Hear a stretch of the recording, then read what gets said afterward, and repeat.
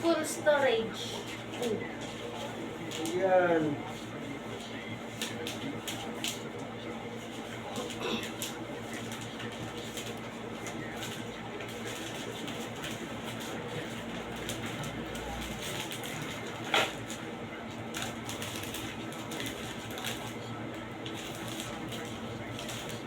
Sabi magkaroon ka ng sticker ng YouTube natin.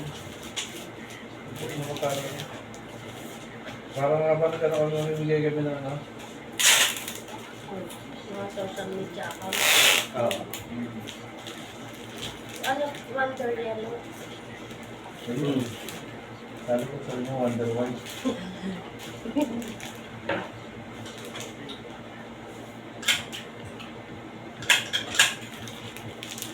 Okay.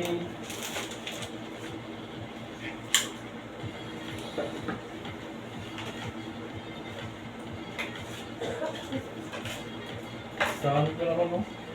Mahigit na 300 yung pesos na ito eh. Oo? Nasisim ka ng Sturgeon's Fields.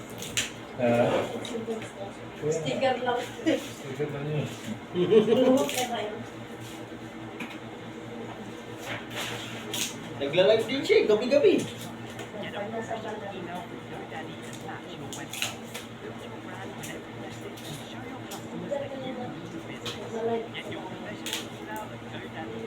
Hi guys, panoorin mo kung magpugas ng tato. Pakain ng aso. Mura lang pala yan. Ano ko lang ganyan abs. Hindi, nasaktan ka ng papages. Paano kung Kahit mga 200 siguro, kaya naman.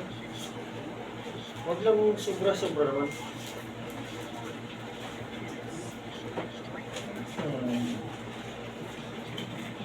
Kahit sa mga pabalik-balik mo. kung kala ko nakalive si Lucas. Tapos na yun.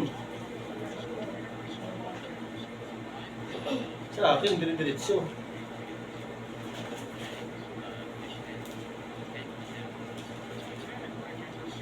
Share mo sa, isend mo sa akin.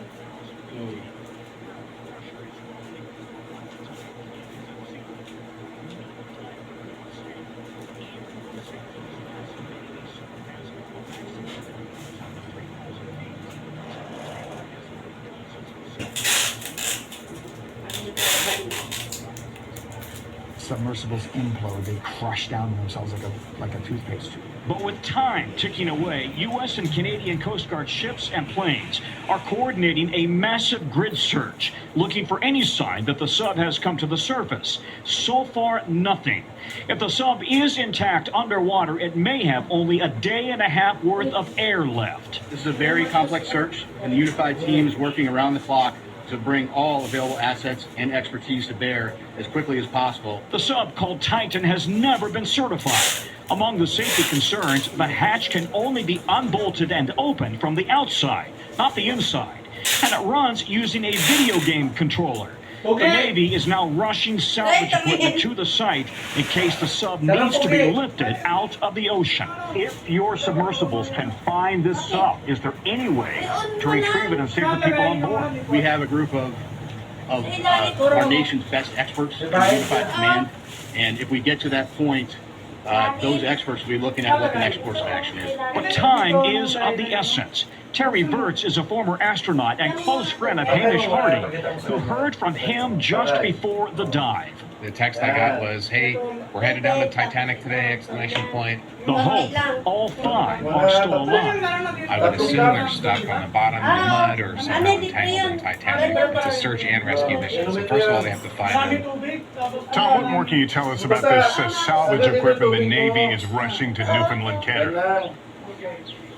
Yeah, the Navy, the Air Force tells us that C-17s are right now flying that salvage equipment from Buffalo to Newfoundland. But then they've got to load it onto a ship or ships, and the travel time out to the search zone could take days, and the clock is ticking. They may not have much more time in there. Buster? All right, Tom Costello, thank you.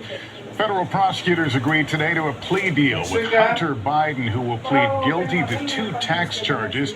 He also faces a gun charge. The deal allows the president's son to avoid prison time, with many Republicans blasting it as a slap on the wrist. Peter Alexander, late details.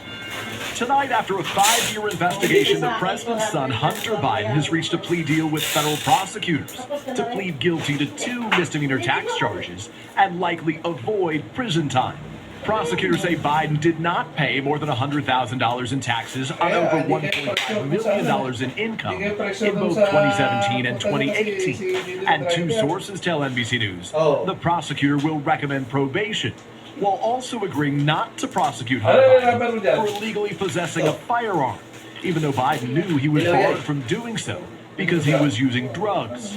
Biden faced a maximum of 12 months behind bars for each tax charge and up to 10 years for owning the handgun. I think what's fair is, my client gets on with his life. Still, Republicans tonight are slamming the deal that comes just days after a special counsel's 37-count indictment against former President Trump for his handling of classified documents. Mr. Trump has pleaded not guilty.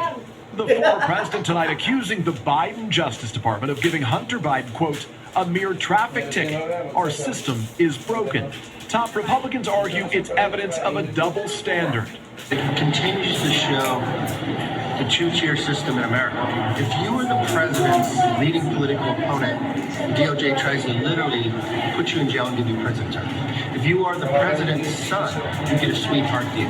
The U.S. attorney leading the Hunter Biden investigation was appointed by former President Trump and was kept in office to avoid conflicts of interest. And Attorney General Merrick Garland has said he is not interfering in the case. Still, a career IRS agent has asked for whistleblower protection, alleging Hunter Biden received special treatment in the investigation. These deviations from normal process and each and every time it seemed to always benefit the subject. The investigation first focused on Hunter Biden's foreign business dealings. He's been blasted by Republicans, including for his high-paying job on the board of a Ukrainian energy company, while Vice President Biden was in charge of Ukraine policy. Hunter was pressed in 2019 whether that company would have asked him to be on its board if his last name